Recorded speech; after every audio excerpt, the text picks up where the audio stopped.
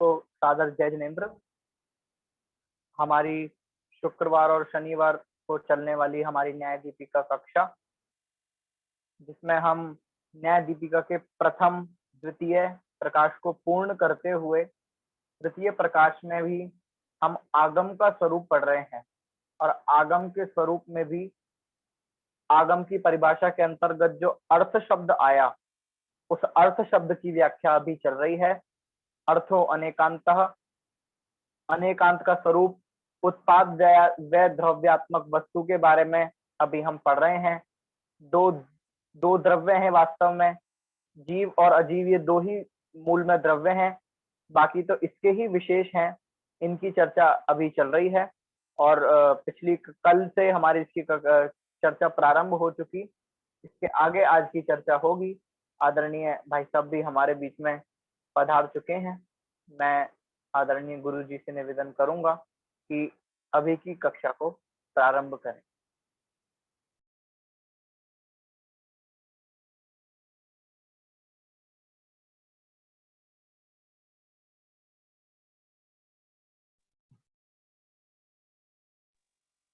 जी भाई।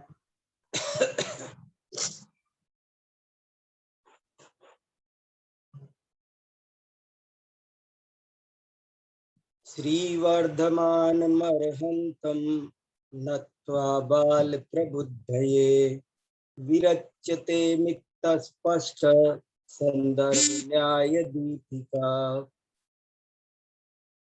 पक्षपातो न मे वीरे न द्वेषः कपिलादिषु युक्तिमद्वचनं यस्य तस्य कार्यः परिग्रहः।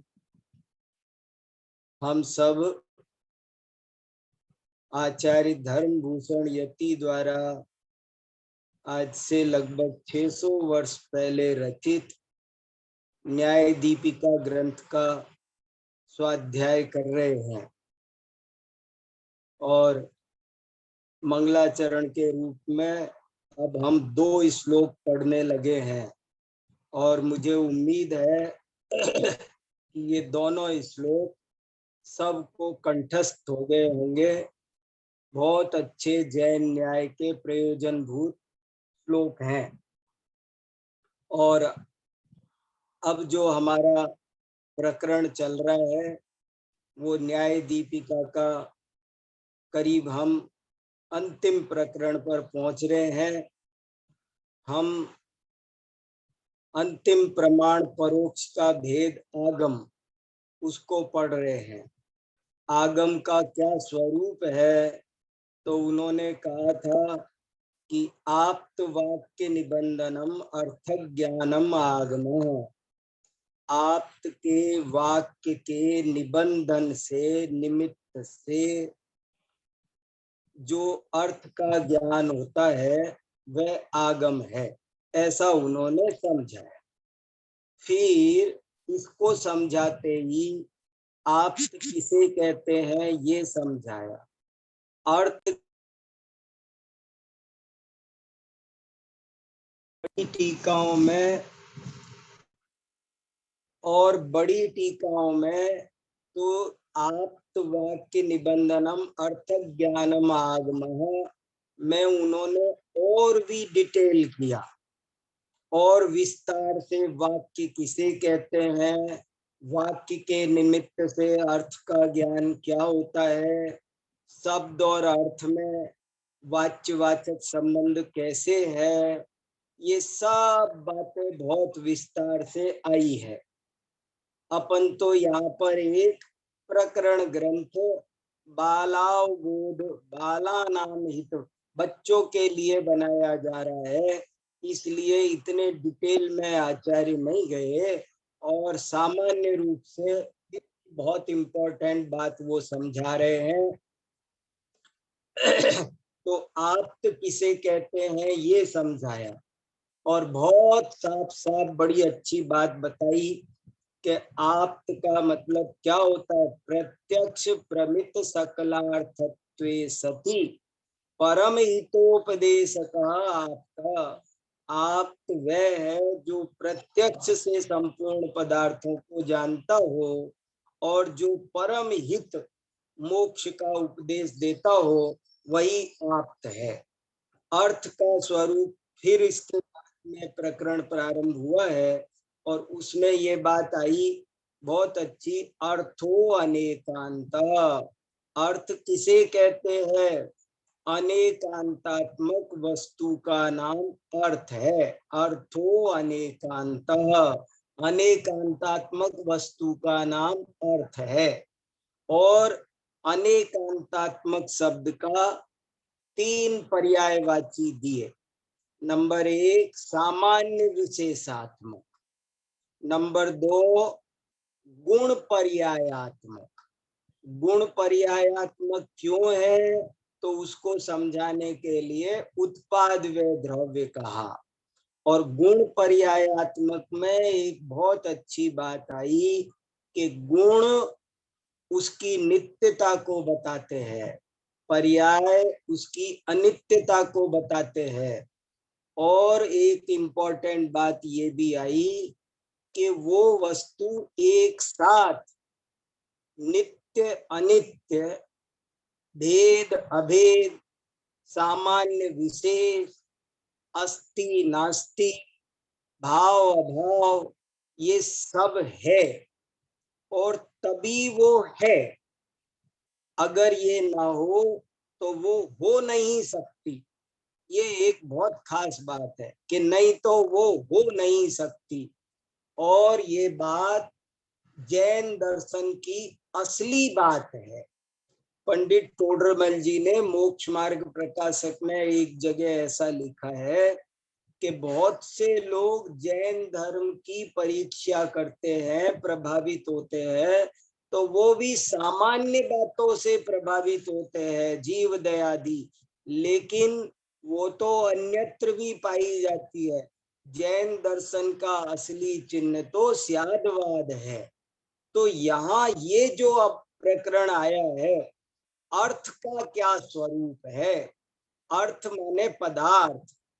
जैन दर्शन के न्याय की ये बहुत बड़ी विशेषता है कि ये प्रमाण का स्वरूप तो समझाता ही है, लेकिन प्रमेय का स्वरूप भी समझाता है।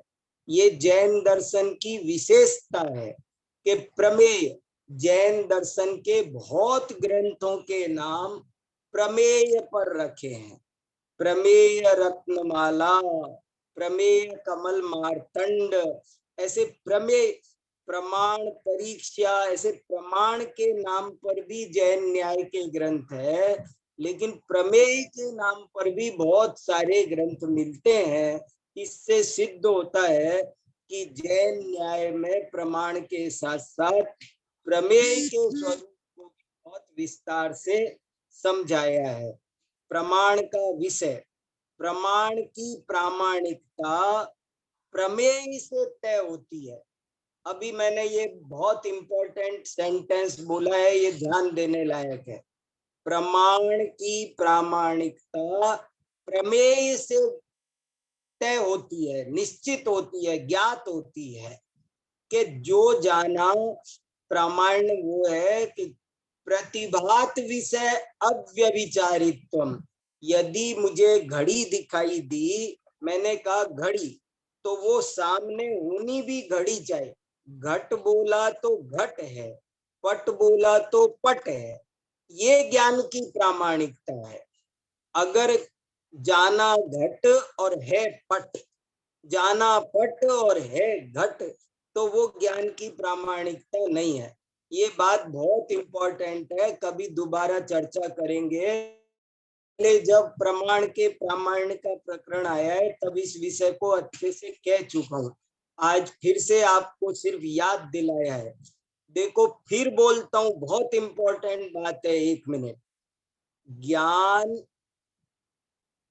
पदार्थ से नहीं होता है, पदार्थ के कारण नहीं होता है, लेकिन ज्ञान प्रमाण है, इसका निर्णय पदार्थ से होता है। ये गजब की बात है, ये गजब की बात है। ज्ञान का निर्णय, प्रमाण के प्रामाण्य का निर्णय कैसे होता है, पहले प्रथम परिच्छेद में बहुत आया, प्रमाण के प्रामाण्य की उत्पत्ति कैसे होती है, प्रमाण के प्रामाण्य की ज्ञप्ति कैसे होती है, प्रमाण का प्रामाण्य क्या है, तो कहा प्रतिभात विषया व्यभिचारित्वम, जो जाना ज्ञान पर से नहीं हो रहा, प्रमेय के कारण प्रमाण नहीं है, प्रमेय केवल उस चीज, वो प्रमाण है, इसको हम कैसे जाने, तो ये जाने कि घट हो तो घट को जाने, पट हो तो पट को जाने, इसी का नाम है प्रमाण का प्रामाण्य, प्रामाणिकता। तो यहाँ पर प्रमेय का स्वरूप भी बहुत विस्तार से समझाया जा रहा है, और उसमें बहुत सुंदर द्रव्य द्रव्य गुण पर्याय की कल हमने बहुत बढ़िया चर्चा प्रारंभ की है, और ये अत्यंत प्रयोजन भूत है। बड़े बड़े दार्शनिक इसको नहीं समझ सके, भटक गए। एक ही वस्तु एक ही समय में परस्पर विरुद्ध धर्मों को धारण करती है, ऐसा उसका स्वभाव ही है, और ये हमको समझना है, बहुत खास बात है। तो हम अब आगे प्रकरण आगे बढ़ाते हैं, और आपकी स्क्रीन पर न्याय दीपिका का अगला, कल हमने 80 पैराग्राफ पढ़ लिया था, अब आगे पढ़ते हैं। बहुत अच्छा प्रकरण है, इसको समझना है। प्रत्येक वस्तु प्रति समय उत्पाद व्यय द्रव्यात्मक है, प्रत्येक वस्तु प्रति समय। बड़े अच्छे अच्छे तर्क दिए कि कैसे एक मनुष्य देव बनता है, सरल सरल उदाहरणों से समझाया जा रहा है। एक मनुष्य देव हुआ तो मनुष्य पर्याय का व्यय हुआ, देव पर्याय का उत्पाद हुआ, लेकिन जीवत्व ध्रुव बना रहा। इस तरह प्रति समय उत्पाद व्यय द्रव्य तीनों मानना जरूरी है, नहीं माना तो वो बनता नहीं है। और बहुत अच्छे तर्क दिए कि नहीं तो कोई पुण्य व्यर्थ हो जाएगा, ऐसा प्रसंग आएगा।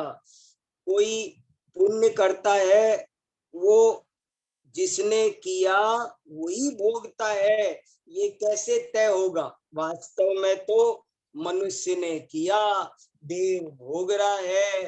एक जगह ऐसा लिखा जैन आचार्यों ने कि बौद्ध लोग कहते हैं कर्ता अन्य है, भोक्ता अन्य है, और सांख्य कहते हैं कि जो करता है वही भोगता है, और जैन दर्शन कहता है कि द्रव्य अपेक्षा देखो तो जो करता है वही भोगता है, पर्याय अपेक्षा देखो तो कर्ता अन्य है, भोक्ता अन्य है। ऐसे बहुत बढ़िया बात। अब 81 नंबर पैराग्राफ कल पढ़ा था, जिसमें जीव पर घटाया था। अब आज 82 नंबर का पैराग्राफ हम पढ़ते जो अजीव पर घटाएंगे। दो इन्होंने कहा संक्षेप से, इस दुनिया में दो प्रकार के सत्य हैं, एक जीव और एक अजीव। तो जीव में कैसे है वो 81 नंबर के पैराग्राफ में समझाया था। अब 82 नंबर के पैराग्राफ में अजीव पर घटित करके बता रहे हैं, और कितना बढ़िया बढ़िया कहा कि देखो ये जो विरोध है लगता है वो निश्चित नए लगा दो तो दूर हो जाता है, और इसलिए भेदा भेदौ प्रामाणिक, भेद और अभेद दोनों प्रामाणिक है। पर्याय का और द्रव्य का भेद है कि अभेद है? भेद भी है और अभेद भी है। जैन दर्शन की ये अद्भुत बात जिस दिन समझ जाए में आ जाएगी, उस दिन मस्तिष्क के सारे आयाम खुल जाएंगे, कल्याण हो जाएगा। बहुत गजब की उच्च कोटि की बात है, इसको सामान्य मत समझना। और मैंने कल एक बात और कही थी, वो कह के अब आगे बढ़ रहा हूं कि हमको लगता है कि हम ये विषय जानते हैं, लेकिन वास्तव में गहराई से चिंतन करोगे तो बहुत कमी है। प्रत्येक वस्तु प्रति समय नित्यानित्य है, अनेकांतात्मक है, सामान्य विशेषात्मक है। ये बात हमको थोड़ा प्रैक्टिकल कर करके समझनी चाहिए, थोड़े से प्रैक्टिकल करने चाहिए। हर वस्तु पर घटित करके, चश्मा है, घड़ी है, जो जो हमारे सामने चीजें आती है, उन सब पर हमको घटित करके देखना चाहिए कि ये कैसे सामान्य विशेषात्मक है, कैसे उत्पाद व द्रव्यात्मक है, तो हमें सब समझ में आएगा। चलो पैराग्राफ नंबर 82, 82 नंबर का अनुच्छेद पढ़ते हैं। तथैव अजीवस्य, तथैव, तथैव माने तथा प्लस एव, तथा माने उसी प्रकार, एव माने ही, जैसे जीव पर घटित किया उसी प्रकार, अजीवस्य, तथैव अजीवस्य, अजीव के। कौन अजीव? उदाहरण क्या ले रहे हो अजीव में? मृत द्रव्यस्य, मृत माने मिट्टी, मिट्टी को द्रव्य की उपमा दे रहे हैं।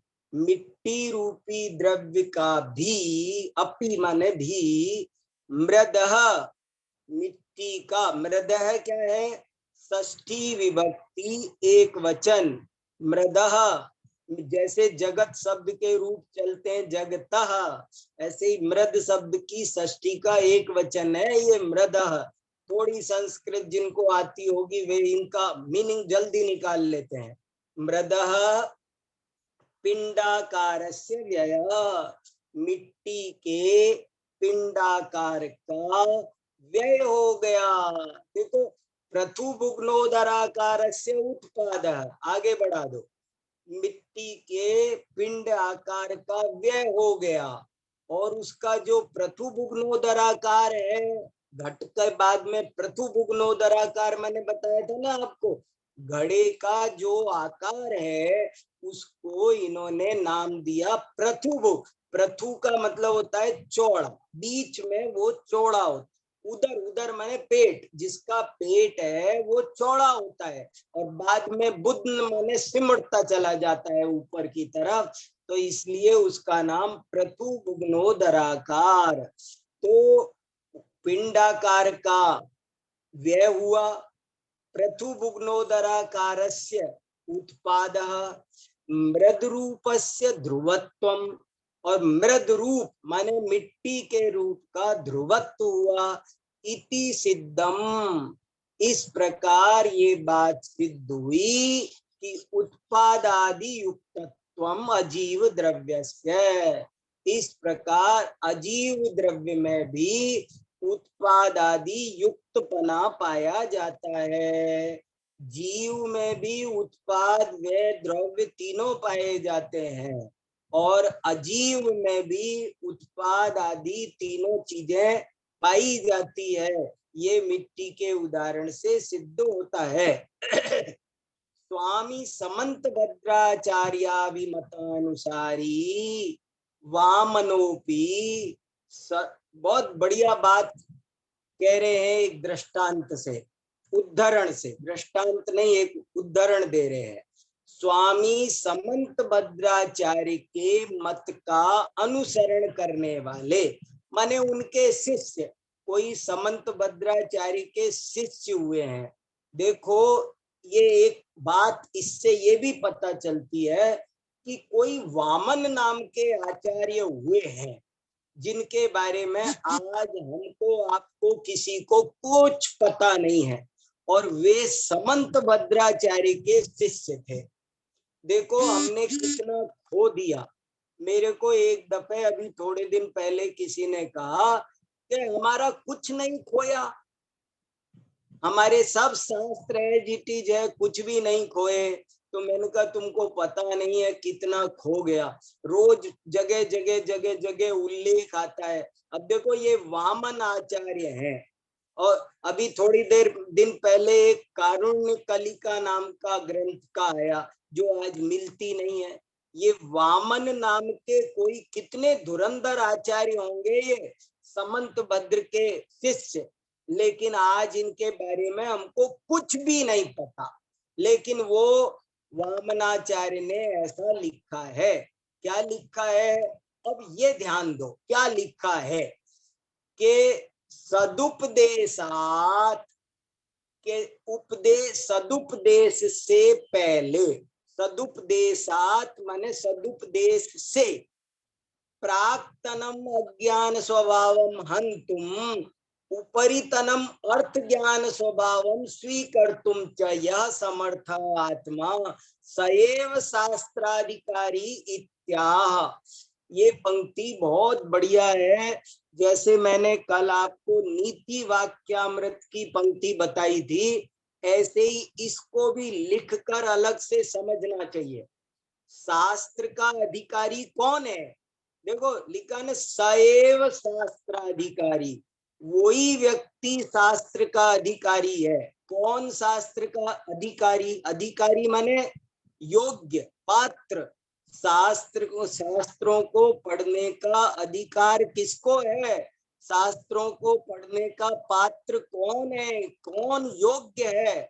तो बोले जो प्राक्तनम अज्ञान स्वभावम हंतुम, जो अपने पुराने अज्ञान स्वभाव को हंतुम नष्ट कर दे, और उपरितनम अर्थ ज्ञान स्वभावम स्वीकर्तुम, और बाद में सम्यक ज्ञान रूप स्वभाव को स्वीकार करने में जो समर्थ है, वही व्यक्ति, वही आत्मा शास्त्राधिकारी है। बहुत अच्छी पंक्ति है। शास्त्र कौन पढ़ सकता है? पढ़ कौन सकता है? शिक्षा का पात्र कौन है?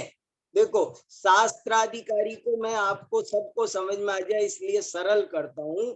शिक्षा का अधिकार किसको है? शिक्षा का पात्र कौन है?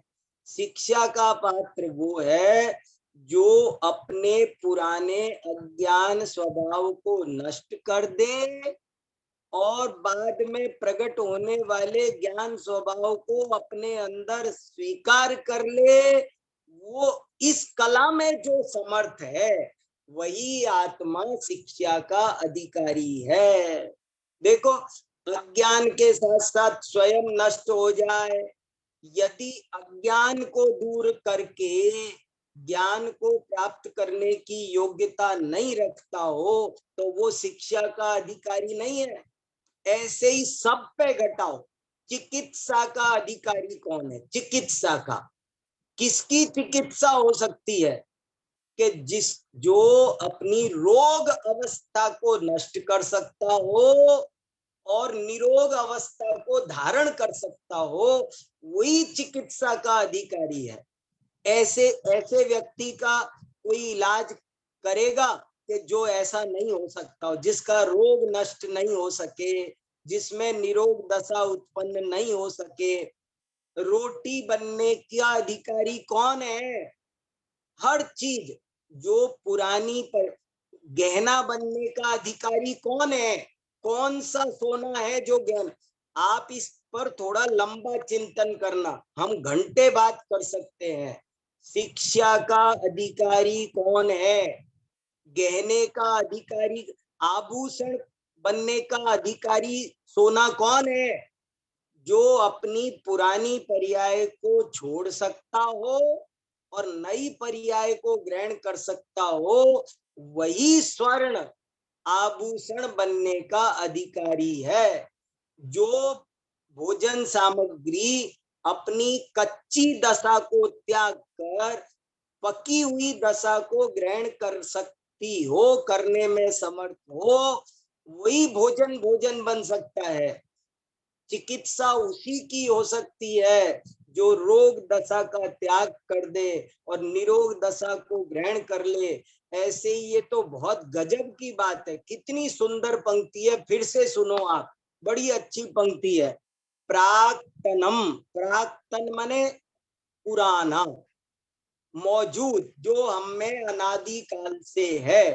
प्राक्तनम अज्ञान स्वभावम हंतुम, पुराने अज्ञान स्वभाव को जो खत्म कर सकता हो, नष्ट कर सकता हो, और उपरितनम अर्थ ज्ञान स्वभाव, और ऊपर बाद में परवर्ती जो अर्थ ज्ञान है, प्रामाणिक ज्ञान है, अर्थ ज्ञान माने प्रामाणिक ज्ञान है, सच्चा ज्ञान है, उसको जो प्रकट कर सकता हो, यह समर्थ आत्मा, जो इस कार्य में समर्थ आत्मा है, वही शास्त्राधिकारी है।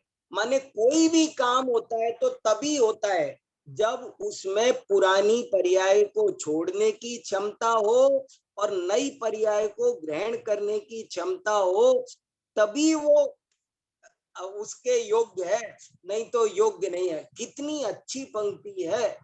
और वो कह रहे हैं कि इससे सिद्ध होता है, इससे सिद्ध होता है कि वस्तु में नित्यानित्यात्मकता है, वस्तु में उत्पाद व द्रव्यात्मक। ऐसे विद्यार्थी को कौन पढ़ाएगा कि जो अपना अज्ञान न छोड़ सके, जो ज्ञान पर्याय को ग्रहण न कर सके, उसको कोई नहीं पढ़ाएगा। मैं कहता रहता हूं कि ऐसे डॉक्टर के पास कोई नहीं जाएगा कि जो मर्ज के साथ साथ मरीज को भी खत्म कर दे। हम ऐसे डॉक्टर के पास जाते हैं, अपने घर के किसी सदस्य को कोई बीमारी हो जाए तो हम ऐसे डॉक्टर के पास ले जाते हैं कि जो उसमें से निरोग दशा को तो प्रकट कर दे और रोग दशा को नष्ट कर दे। ऐसे के पास जाते हैं। क्या उदाहरण दिया है। और इससे देखो, इति, इस प्रकार, ये जो आगे ब्रैकेट लगा हुआ है ना, सएव शास्त्राधिकारी इत्या ना शास्त्रम असद्रव्येषु अर्थवत, ये वामन आचार्य का कोटेशन है। पर किस ग्रंथ का है, कब हुए, क्या क्या ग्रंथ लिखे, वो सब हमको आज कुछ पता नहीं है। और इसका अर्थ समझो कितना बढ़िया है। न शास्त्रम असत द्रव्येषु अर्थवत। शास्त्रम, शास्त्र, कोई भी शास्त्र असत द्रव्यों में अर्थवत, अर्थ क्रियाकारी, प्रयोजन भूत सिद्ध नहीं होता है। शास्त्र अर्थवत, अर्थवत माने अर्थवान, सार्थक, वो निरर्थक है। असत द्रव्यों में शास्त्र निरर्थक है, सत द्रव्यों में ही शास्त्र सार्थक है। इति तदेवम, इस प्रकार, तदेवम, वही वस्तु, अनेकांतात्मकम वस्तु, प्रमाण वाक्य विषयत्वात् अर्थत्वेन अवतिष्ठते। इस प्रकार प्रत्येक वस्तु अनेकांतात्मक सिद्ध होती है और प्रमाण वाक्य का विषय बनकर, तभी वो प्रमाण वाक्य का विषय बनती है। प्रमाण का विषय भी यही है, सामान्य विशेषात्मा तदर्थो विषय, उसी को यहाँ अनेकांतात्मक का, और उसी के कारण वो अर्थ है। ये बात बहुत दमदार है कि वो वस्तु तभी वस्तु है जब उसमें दोनों चीजें हो, सामान्य विशेषात्मकता, वो वस्तु तभी है। उसके होने मात्र के लिए ये जरूरी है कि उसमें एक साथ नित्यता, अनित्यता, उत्पाद व्ययात्मकता और द्रव्यात्मकता दोनों पाई जाए। तो प्रमाण वाक्य विषय कितना बढ़िया हुआ। ना शास्त्रम असत द्रव्येषु अर्थवत, कोई भी शास्त्र असत द्रव्यों में सार्थक नहीं होता, अर्थ क्रियाकारी नहीं होता, निष्फल है। बंजर भूमि में कोई बीज बोना पसंद नहीं करेगा। इति तदेवम अनेकांतात्मकम वस्तु प्रमाण वाक्य विषयत्वात् अर्थत्वेन अवतिष्ठते। तथा च प्रयोग, और उसका फिर एक प्रयोग सुना रहे हैं।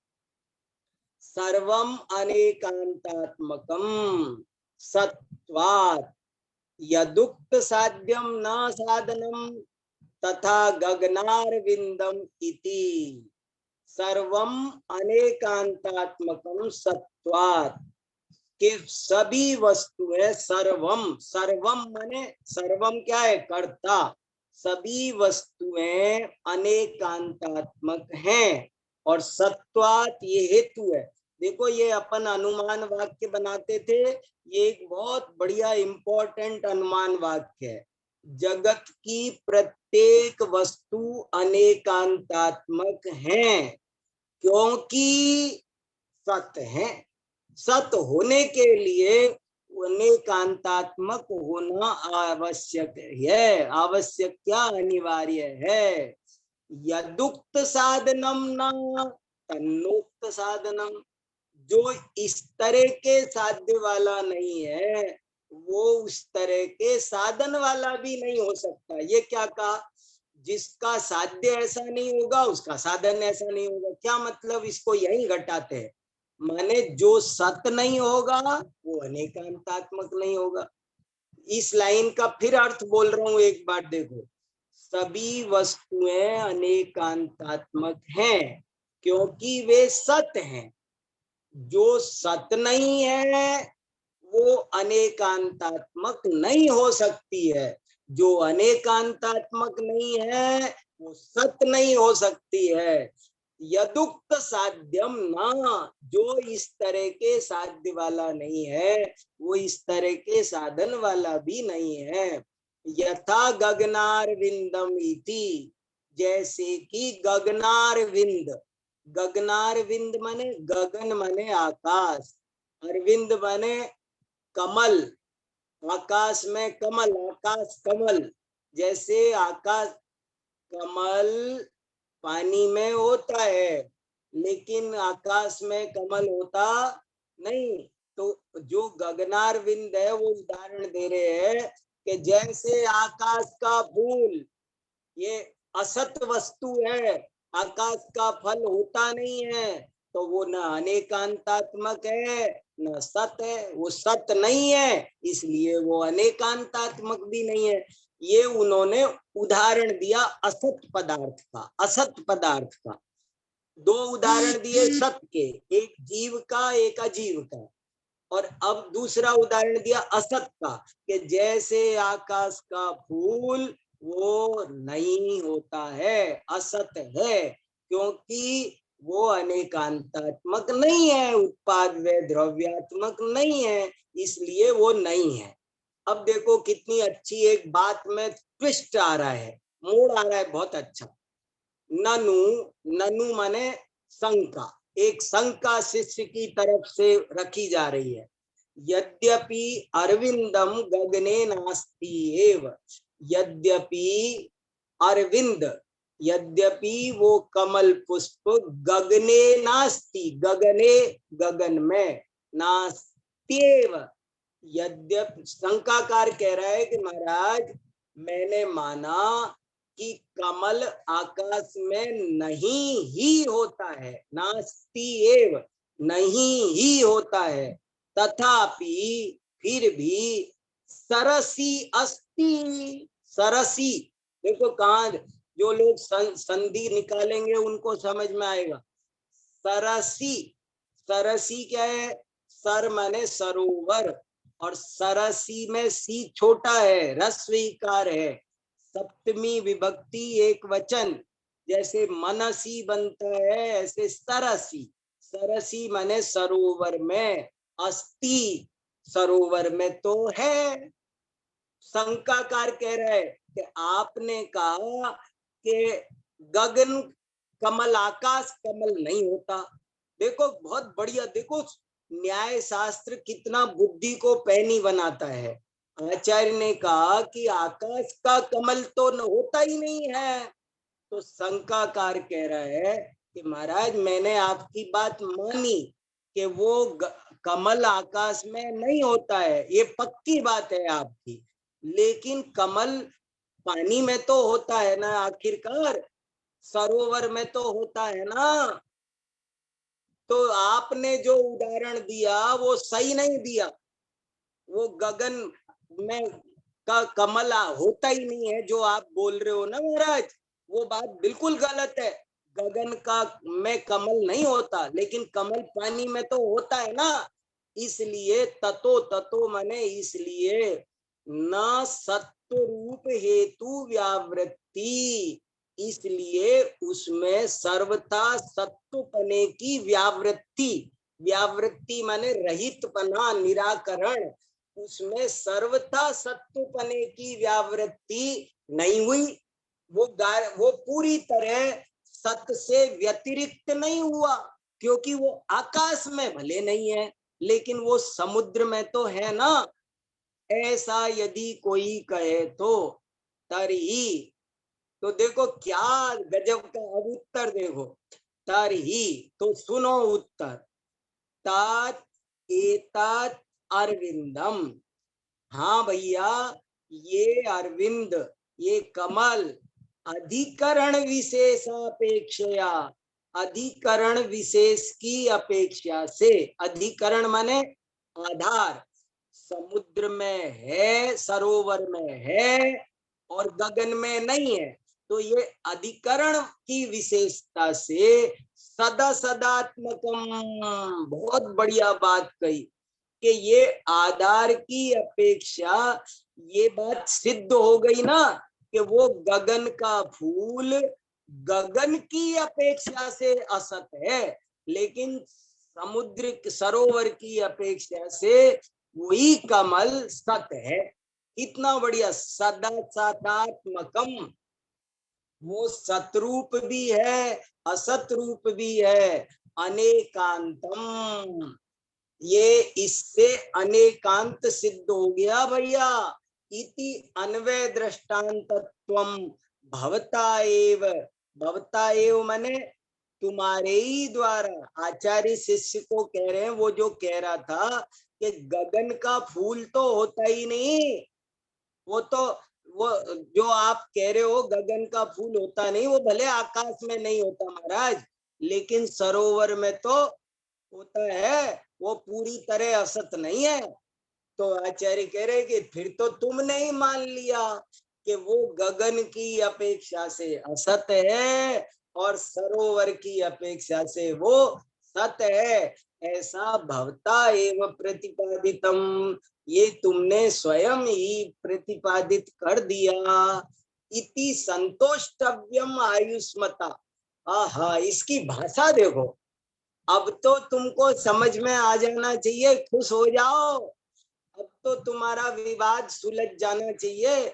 तुमको जिस चीज पे डाउट था, जो बिल्कुल गधे के सींग जैसी, गधे का सींग, गधे का सींग होता है कि नहीं, वो भी सर्वथा सत है, सर्वथा असत है। देखो गजब की बात है, ये हमको आपको सबको समझनी है, कोई भी चीज सर्वथा असत नहीं है और कोई भी चीज सर्वथा सत नहीं है। बताओ ये बात जचती है? छाती पे हाथ रख के सोचना, आत्मा सत है कि असत, सिद्ध भगवान सत है कि असत, ये घड़ी सत है कि असत। तो ये जैन दर्शन के यदि शिष्य हो, जिनवाणी के शिष्य हो, तो उत्तर देना कि प्रत्येक वस्तु सदा काल सद सदात्मक है। गजब की बात है, कितनी बढ़िया, सदा सदात्मकम अनेकांतम इति अन्वय दृष्टांतत्वम, ये तुमने जो हमने व्यतिरेक दृष्टांत दिया था, उसी का तुमने अन्वय दृष्टांत बना दी। जो चीज एक अपेक्षा से व्यतिरेक दृष्टांत थी, वो दूसरी अपेक्षा से तुमने उसको अन्वय दृष्टांत के रूप में भी सिद्ध कर दिया। इति इसलिए संतोषव्यम, संतोष कर लेना चाहिए, आयुष्मता, आप आयुष्मान सज्जन को, हे शंकाकार भैया, अब तुमको संतोष हो जाना चाहिए। उदारत वाक्ये नापि सम्यक दर्शन ज्ञान चारित्राणाम मोक्ष कारणत्वम एव न संसार कारणत्वम इति विषय विभागेन कारण कारणात्मकत्वम प्रतिपाद्यते। और जो हमने थोड़ी देर पहले एक उदाहरण दिया था, क्या उदाहरण दिया था? सम्यक दर्शन ज्ञान चारित्राणी मोक्ष मार्ग, अर्थ को समझाने के लिए उदाहरण दिया था ना। तो उसको कह रहे कि हमने जो एक वाक्य उद्धृत किया था उससे भी, उसमें भी सम्यक दर्शन ज्ञान चारित्र का मोक्ष कारण पनाई है, न संसार कारणत्वम, संसार कारण पना नहीं है। इस प्रकार विषय विभाग से कारणात्मकत्वम प्रतिपाद्यते, इससे सिद्ध होता है कि वो कारण भी है और अकारण भी है। सम्यक दर्शन ज्ञान चारित्र कारण है कि अकारण है? तो बोले मोक्ष के कारण है, लेकिन वे संसार के अकारण है। कितनी बढ़िया बात! एक ही सम्यक दर्शन ज्ञान चारित्र मोक्ष के कारण है, मोक्ष की अपेक्षा से उनमें कारणपना है, लेकिन संसार के कारण है क्या? नहीं। तो संसार की अपेक्षा से वो अकारण भी है। एक ही वस्तु कारण भी है, अकारण भी है। गजब की बात है। देखो, कोई भी बात अगर आपको कल्याण करना हो, मैंने जब से अपर पक्ष सोचना शुरू किया है तब से मेरे ज्ञान में बहुत निर्मलता आई है। जितने भी लोग न्याय शास्त्र पढ़ रहे हैं उनको मैं ये बात जोर दे के कहना चाहता हूं कि आप अपर पक्ष भी सोचा करो। देखो कितना बढ़िया लिखा, उदारत वाक्येन, हर चीज के दोनों पक्ष होते हैं। एक पक्षी दो पंखों से उड़ता है, एक पंख से नहीं उड़ता कभी भी। दो बात जरूर, ये दुनिया है, दुनिया नाम इसका इसलिए है, यहाँ दो चीज है, दो के बिना काम नहीं चलता। कैसी गजब की बात है! ये वस्तु का स्वरूप है। सम्यक, कोई आपसे पूछे सम्यक दर्शन ज्ञान चारित्र कारण है कि अकारण, तो आप जल्दी से उत्तर मत दो। आप, या जल्दी से देना है तो रट के रखो कि वो कारण भी है अकारण भी। अब तो मुझसे कोई कुछ भी पूछे, ये पूछे ना ये घड़ी है क्या, तो मैं कहता हूं ये घड़ी है भी नहीं भी है। हर चीज का उत्तर अस्ति नास्ति सद असत कारण अकारण। यदि इतना थोड़े दिन, साल 6 महीना प्रैक्टिस कर लोगे तो बहुत ज्ञान निर्मल हो जाएगा। हम एक एक पक्ष को पकड़ करके समाज में बहुत झगड़े हो रहे हैं, तत्व ज्ञान में बड़ी भ्रांति हो रही है। उदारत वाक्ये नापि सम्यक दर्शन ज्ञान चारित्राणाम मोक्ष कारणत्वम एव, वो मोक्ष के कारण ही है, संसार के कारण नहीं है, ऐसा उनका विषय के भेद से, विषय के विभाग से, विभाग माने भेद, दोनों, मोक्ष के विषय की अपेक्षा कारण, संसार के विषय की अपेक्षा से अकारणपना प्रतिपाद्यते, कहा जाता है, बताया जाता है, समझाया जाता है। और ये पंक्ति बहुत बढ़िया है, सर्वम वाक्यम सावधारणम। मैंने एक लेख लिखा है, न्याय ग्रंथों में पाई जाने वाली सूक्तियां, न्याय ग्रंथों में पाई जाने वाली सूक्तियां, आप पढ़ना उसको, बहुत बढ़िया बढ़िया। मैंने 30 सूक्तियां निकाली है न्याय ग्रंथों में, उनमें से एक सूक्ति ये निकाली है। और ये इतना बढ़िया अमृत वचन है कि जिस दिन समझ में आएगा निहाल होगे। मैं तो कह भी नहीं पाता, पूरा खुलासा कर नहीं पाता। और ये इतनी इंपॉर्टेंट बात है, हर वाक्य, सर्वम वाक्यम, सारे वाक्य सावधारण होते हैं। सावधारण क्या होता है, इसको समझने में 3 दिन 4 दिन लगेंगे, आप घबराया मत करो। न्याय शास्त्र लेकिन अमृत है, इसको थोड़ा पानी दो, सींचो, थोड़ा घंटा 2 घंटा दो, पढ़ते ही 2 मिनट में समझ में नहीं आ जाएगा, लेकिन अब जब मेरे चित्त में जब भी ये वाक्य आता है सर्वम वाक्यम सावधारणम, तो मेरे चित्त में आनंद आ जाता है, गजब का आनंद आ जाता है। मैंने आप सब इसका मीनिंग समझाता हूं कि सभी वाक्य सावधारण होते हैं। अवधारण का मतलब निश्चित, वो निश्चितता के साथ ही होते हैं। जब भी आपने कोई वाक्य बोला तो उसमें पक्कापना होता ही है, उसमें एव लगा होता है, तभी वो वाक्य वाक्य होता है। जैसे अब मैं आपको थोड़ा उदाहरण से एक्सप्लेन करूं।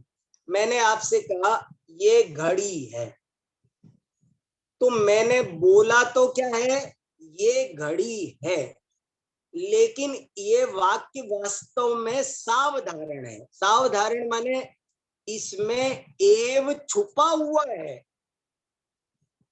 कैसे समझाऊं? देखो इस बात को समझ जाओ।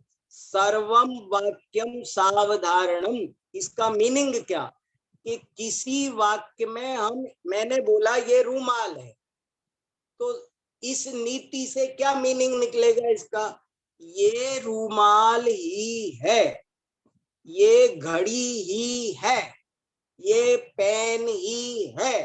ये क्या हुआ रहा है, हो क्या रहा है कि इनमें एव भले आप नहीं लगा रहे, लेकिन हमारे आचार्य कह रहे हैं कि उसमें एव लगा ही होता है। सर्वम वाक्यम सावधारणम, उसमें एवकार लगा ही होता है, और वो एवकार विष न बन जाए इसके लिए स्यादवाद लगाना जरूरी है। उस विष को दूर करने के लिए अनेकांतवाद चाहिए, स्यादवाद चाहिए। ये बहुत ऊंची बात आज आई है, अभी आप लोग चर्चा करना तब समझ में आएगा। ये पूरा पढ़ देता हूँ वाक्य, बड़ा अच्छा, बहुत इंपॉर्टेंट है। अब आप चर्चा करो, इसको समझो अच्छे से। सर्वम वाक्यम सावधारणम इति न्यायात प्रमाण सिद्धम अनेकांतात्मकम वस्तु। सभी वाक्य सावधारण होते हैं।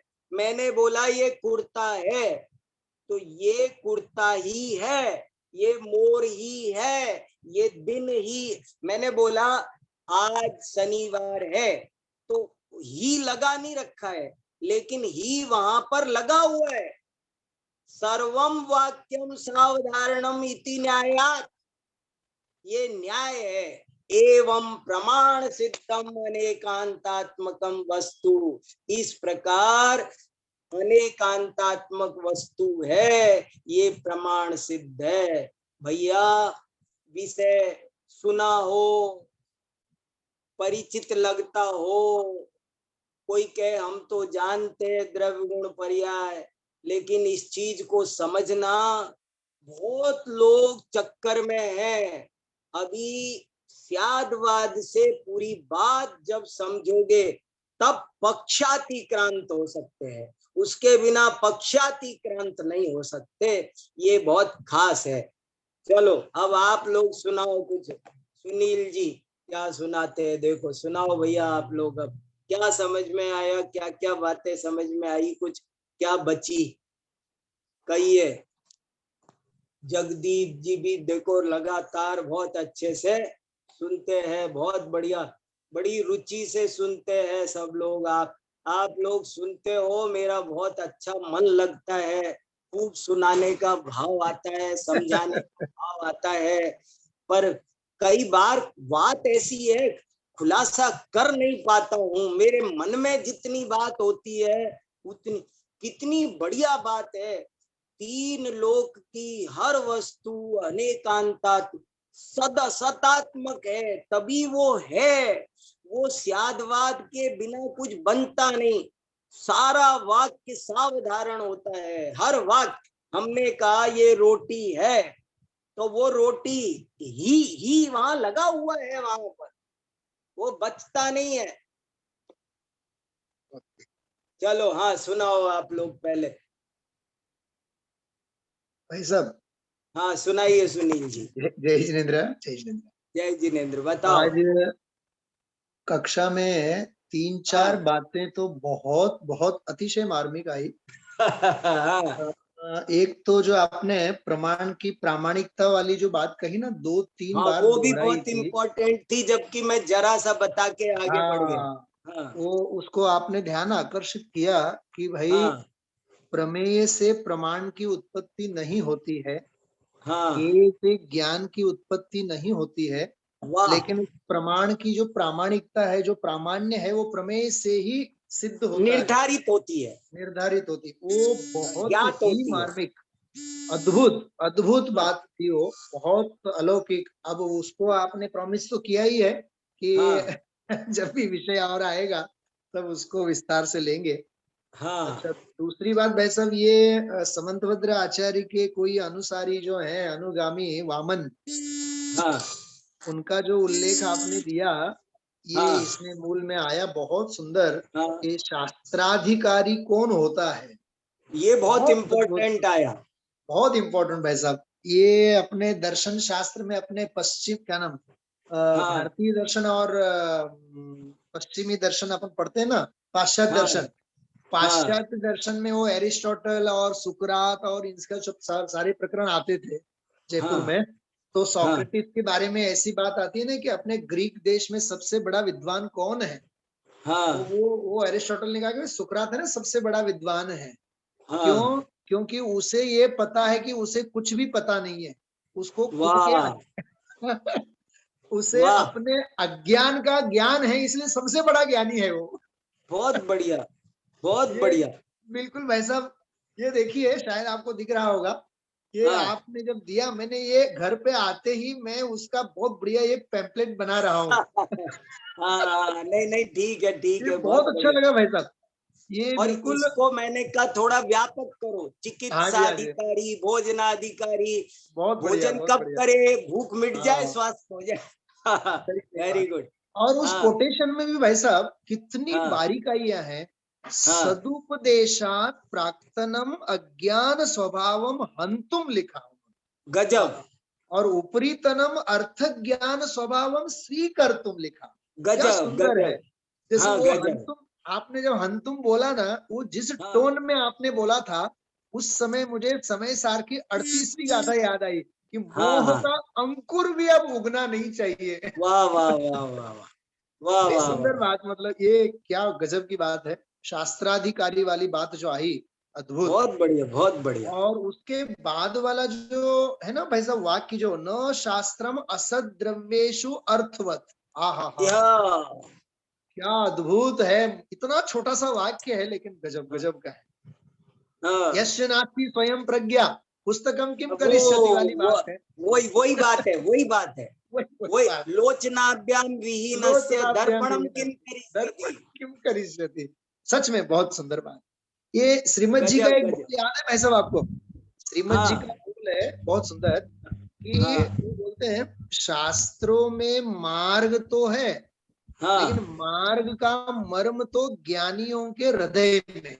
ये ये इतनी सुंदर बात है, ये आपने जो कही, ये वाली बात बहुत दिल को छू गई। और अंतिम बहुत बात, ये हाँ अवधारणम वाली जो बात आपने कही ना, ये भी हाँ। बहुत अलौकिक बात है। मतलब अनेकांत की धारा में ये जो वाह। चर्चा आई अभी, बहुत हाँ सुंदर, मतलब अवधारण वाली बात तो बहुत मार्मिक बात आई। हाँ। आनंद आया, बड़ा आनंद आया। और आप तो बस कह रहे यही हैं कि है भाई, कि हाँ भाई साहब, आप लोग, हाँ आप हाँ कह रहे थे ना कि अभी जगदीप भाई का नाम लेके कहा कि आप लोग रुचि से सुनते हैं, तो मुझे बहुत पिरसने का खूब हाँ खूब हाँ खूब आनंद आता है। हाँ सच हाँ। में बात ऐसी है। ऐसी नहीं, बस यही है, मैं ये चाहता हूँ कि इस पर थोड़ा सा चिंतन करो, थोड़ा जी सा जी टाइम लगाओ। वो जी चीज जी। जल्दी से नहीं पकड़ में आए तो घबराना नहीं, नहीं। हाँ, थोड़ा सा आएगा ये कि बिल्कुल कैसे होता है, कैसे सब चीजें सामान्य विशेष है, कैसे सर्व वाक्य सावधारण है। बिल्कुल बिल्कुल सही। गजब है। वाह। ये भाई जागृति साहब, जी। ये अंत अंत के 5 मिनट की आपकी बात सुन करके, हाँ अभी यहाँ राजकोट में 15वीं बार के गुरुदेव श्री के समय सार के ऊपर के व्याख्यान चल रहे हैं। हाँ 11वीं गाथा के ऊपर 6 प्रवचन हुए, 12वीं हाँ गाथा के ऊपर 9 प्रवचन हो रहे हैं। हाँ तो हाँ दोनों गाथाओं के जो भावार्थ है, वो बिल्कुल मानो आज का विषय था, जो आपने अनेकांत वाली वस्तु सारी बताई, हाँ हाँ हाँ हाँ, उसमें वही बात कही है, जिनागम की अपेक्षाएं सब समझनी चाहिए, सही भूतार्थ भी बात है, है। अभूतार्थ भी है, क्या है कैसा है, लेकिन चिंतन वाली बात है। बिना चिंतन बिना श्रम के ये बातें तो समझ में नहीं आएगी, ये बात तो सही है। हाँ हाँ हाँ, बहुत बहुत अच्छा बहुत लगा भाई बढ़िया। साहब। आज वाह तो वाह। ऐसा लगा जैसे न्याय दीपिका की कक्षा नहीं, समय सार का रसपान किया, ऐसा लगा मुझे। हाँ हाँ हाँ हाँ। और अब हमारा नयका प्रकरण आने वाला है, बहुत अच्छा। हाँ जी जी चलो, हाँ जागृति जी सुनाइए। जैसे कमल की अपेक्षा हम कहेंगे तो हम कहेंगे कि हाँ आकाश है और उसमें जल में सत्य है। लेकिन अगर हम बोलेंगे आकाश के फूल तो वो तो सर्वथा ही असत होंगे। नहीं, सर्वथा असत तो तब होगा। बहुत अच्छा सवाल है। मेरे ख्याल से मैं जो समझाऊं वो ये समझाऊं कि जो फूल है, कमल है, वो सरोवर की अपेक्षा, लिखा ना वहाँ अधिकरण, अधिकरण माने आधार, सरोवर की अपेक्षा से कमल सत है और आकाश की अपेक्षा से असत है। इसलिए कुल मिलाकर कैसा है? सत असत है। सत भी लिखा ना, स्वद्रव्य क्षेत्र काल भाव की अपेक्षा से सत है, परद्रव्य क्षेत्र काल भाव की अपेक्षा से असत है। अभी दिन है तो दिन की अपेक्षा से सत, रात्रि की अपेक्षा से असत। दिन है, रात नहीं है। बताओ, स्पष्ट हुआ क्या? नहीं, जैसे अकेले हम सींग की बात कर रहे हैं या अकेले फूल की बात कर रहे हैं तो चलो किसकी किसकी? अपेक्षा से असत है। लेकिन हाँ, अगर हम सेंटेंस ले रहे हैं कि आकाश के फूल, थोड़ा जोर से, मुझे सुनाई नहीं दे रहा। हाँ, जैसे गधे के सींग बोला तो वो तो सर्वथा आपकी आवाज नहीं आ रही मुझे, क्यों नहीं आ रही? हाँ बोलिए। जैसे गधे के सींग, हाँ, गधे के सींग। वो तो सर्वथा असत ही हुए ना, गधे के सींग, क्योंकि वो तो नहीं होते। समझ में नहीं आया मुझे। जैसे गधे के सींग तो हाँ, सर्वथा असत बोलेंगे ना, असत। नहीं तो वो तो उन्होंने भी कहा ना, पहले गगन कुसुम को, उन्होंने गगन फूल को पहले असत में गिनाया। अगर हम उसको वैसे समझेंगे तो गधे के सींग असत है। लेकिन अगर विपक्ष, हर चीज का विपक्ष सोचा करो, हर चीज के विपक्ष में जाया करो, तो पता चलेगा कि विपक्ष में भी कुछ दम है। गधे का सींग नहीं होता है, लेकिन गधा भी होता है, सींग भी होता है। और काल्पनिक बनाया जाए ना तो गधे के, एक चित्रकार तो हो सकता है ना जो गधे के सींग बना दे। किसी चित्र में तो गधे पे सींग हो सकता है ना।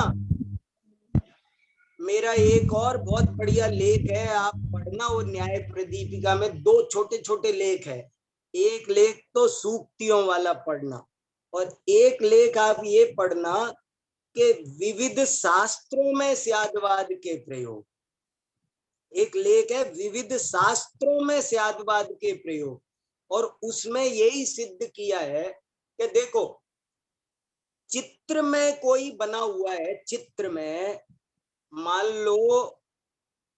लो कोई कोई शेर बनाया मैंने, और शेर पूरा का पूरा मैंने लाल कलर का बना दिया, पिंक कलर का बन, तो शेर भले पिंक नहीं होता, लेकिन पेंटिंग में तो हो सकता है ना।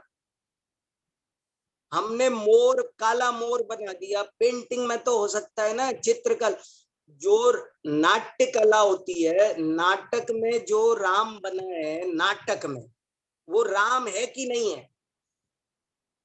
जो नाटक में राम बना है, जो नाटक में सीता बनी है, जो नाटक में रावण बना है, वो रावण है कि नहीं? मुझे सही बताओ, एक शब्द में उत्तर दो।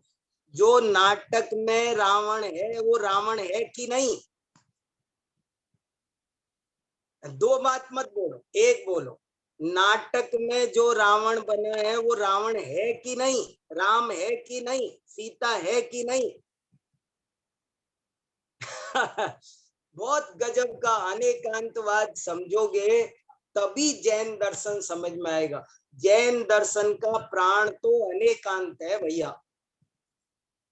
सर्व जिनमत का चिन्ह तो स्यादवाद है। कभी भी एक पक्ष समझो तो समझ लेना कहीं कुछ गड़बड़ चल रही है। नहीं, मैं आपसे एक बात कहूं, मुनि महाराज को दान देना, आहार देना चाहिए कि नहीं? मुनि महाराज को आहार देना चाहिए कि नहीं? देना चाहिए ना। और रात हो रही हो तो,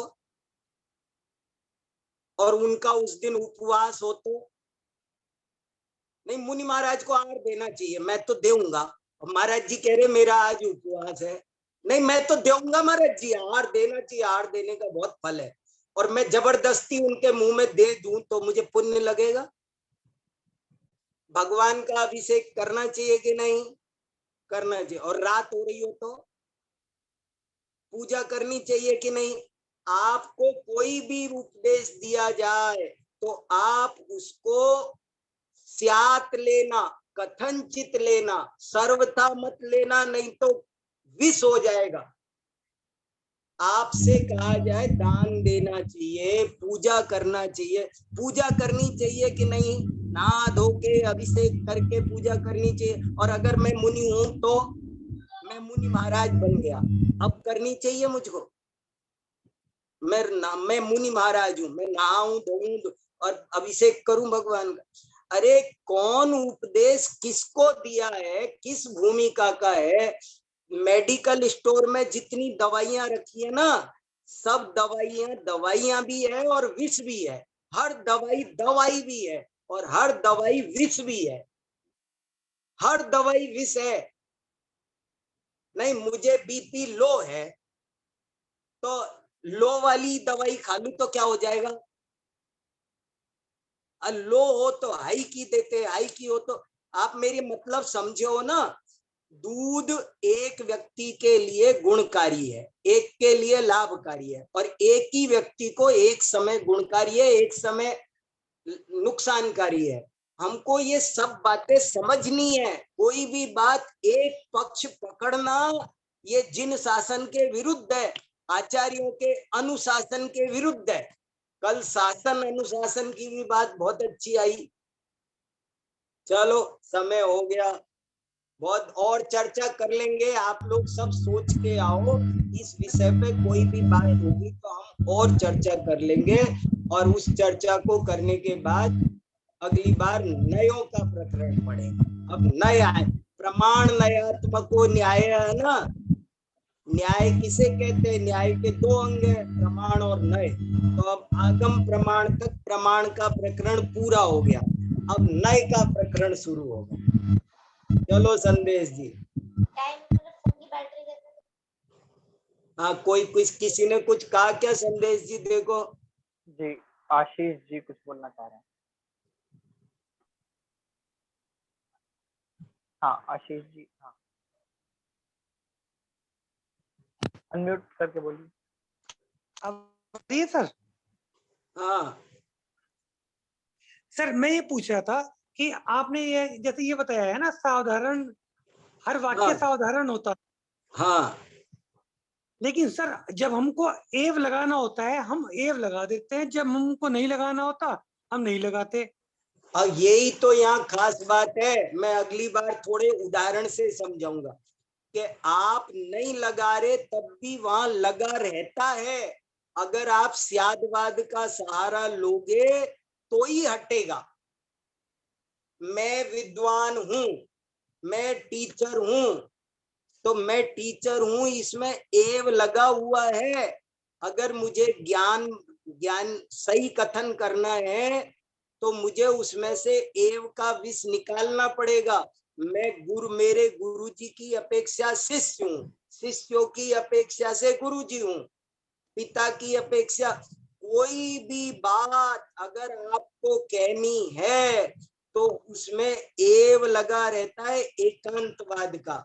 उसे निकालने के लिए स्यादवाद का अमृत डालो, ये कहना चाहते हैं। कोई बात नहीं, थोड़ी सी मैं इसकी चर्चा अगली बार और करूंगा। धन्यवाद सर। हाँ, चलो सर भैया। मेरा भी एक प्रश्न है। हाँ हाँ हाँ, बोलो श्रुति। हाँ जी सर। सर ये जो कमल वाला एग्जाम्पल था, तो जब हाँ हमने इसको मतलब जब हमने इसका अधिकरण चेंज किया तब तो ये एग्जाम्पल ही बदल गया, मतलब आकाश के कमल की बात ही नहीं रही, तब तो सिंपल कमल की बात हुई ना फिर। हाँ, तो कमल तो सत असत हो गया ना। कमल एक वस्तु, प्रत्येक वस्तु पर लगा रहे ना। मतलब आप सोचना इसको, है ना, अगली बार चर्चा करेंगे, पर आप सोचना कमल सत असत दोनों सिद्ध हो गया। जी सर। सर और जो ये अवधारण था, अवधारण का हम शाब्दिक अर्थ ही एवकार लेंगे क्या? निश्चय, एकांत। निश्चय। हाँ और उसमें जो हमने ही लगाया, तो ही तो फिर जैसे आपने बोला कि ये कुर्ता ही है, तो हम इसमें बहुत तरीके से कर सकते हैं कि ये ही कुर्ता है। हाँ, वो भी लगा हुआ है, वहां भी लगा हुआ है, ये ही कुर्ता है, तो वहां पर भी वो विष है, वहां पर भी वो सावधारण है। ये भी बढ़िया कहा है, पर भी यह ही कुर्ता ही है, ही तीनों जगह एव लगा हुआ है, वो वहां पर जी सर। तीनों जगह एव लगा हुआ है, और वो तीनों जगह का एव स्यादवाद से समीचीन बनेगा। जी सर। और करेंगे चर्चा, आज समय 5 मिनट ज्यादा हो गए। जी, इस प्रकार अभी हमारी न्याय दीपिका कक्षा रही। आप लोगों को याद होगा 4-5 कक्षाओं पहले भाई साहब ने एक बात बताई थी कि दुनिया का कोई भी कथन गलत नहीं होता, और आपने हाँ, ऐसा ही बोलते हुए कहा था कि आप मेरे पास दुनिया का कोई कथन लेके आओ, मैं उसे सही सिद्ध करके बताऊंगा। हाँ, तो ये वास्तव में अनेकांत का व्यवस्था, अनेकांत में हमारा जैन धर्म, अनेकांत में वस्तु का स्वरूप अद्भुत है। कोई भी बात का एकदम निषेध नहीं कर देना चाहिए, उसको सहजता से स्वीकार करना भी हमें आना चाहिए, और स्यादवाद से हम दुनिया के हर विवाद का हल निकाल सकते हैं। ऐसी बहुत सुंदर चर्चा अभी चल रही है। नयों की भी चर्चा, सप्तभंगी की चर्चा भी बहुत आनंद आने वाला है। इसके आगे बहुत सुंदर चर्चा आएगी। तो इसी प्रकार हमारी कक्षा अगले शुक्रवार को कंटिन्यू रहेगी। जिनवाणी स्तुति के माध्यम से विराम लेंगे। निज निधि निज में बताई, यह अनंत उपकार है, उसके लिए जिन वाणी माँ को वंदना शत बार है। सभी को सादर जय जय।